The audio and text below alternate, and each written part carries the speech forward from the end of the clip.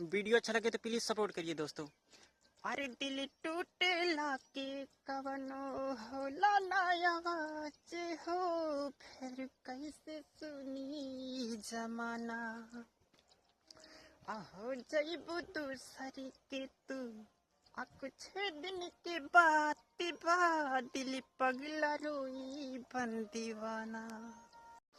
कितना सीख ले अब हम भी हो, कि सीख ले अब हम भी गम में हंसे की अदा। अब जिए के परी हो, अब जिए के परी प्रीतिया के पीर में आता नहीं खोत कदीर में जान।